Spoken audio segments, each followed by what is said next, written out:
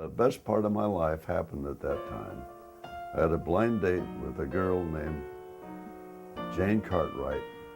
A girl called Ed, and he said, I want to get a blind date for a customer of ours. She said, well, we got a new girl in town. She's brand new. She's very nice, sweet. I think you'd like her. And she was on the cover of Life magazine this week. I said, oh, well, wait a minute, I'll take a look. One got to Life. And so I said, she'll do. I'll never forget how joyous a personality she was. Just plain joyous. And a very natural person and without affectation, which really impressed me. Well, I was 30, almost 30, and she was almost 20 when we met. So I got a good 10 years on her. It was so nice when we started dating, just being one block apart. Other girls I dated before I met Jane lived way out in the island, Babylon, Long Island, and you'd take them home. It'd take you 2 hours to get there.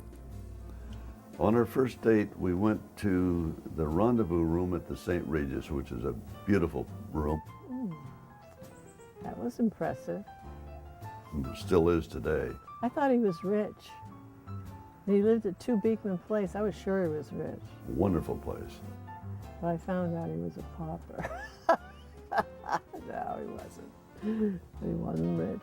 Then he went out and he got a whole bag of diamonds. He had a friend in the diamond business, and he brought them up to my apartment and said, here, pick out one. We were sitting in her little apartment in a bright golden chair. She was shocked to see all these diamonds because a friend of Ed's he ran a jewelry store, so he said, really knock her out by showing all these things. And sure enough, she picked the biggest one. Not the best one, but the biggest one. And I picked the biggest one. It wasn't the best one, but it was the biggest one. None of them were very big, but she took the biggest one. That's when I asked her to marry me, and that was a very momentous moment.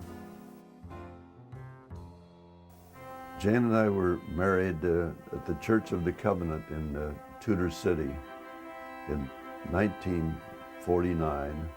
We've been dating for a year. We had it in New York because all of his friends were in New York, and by that time, many of mine. But, you know, I had bridesmaids from home, and everybody came. We spent our wedding night at the Hampshire House.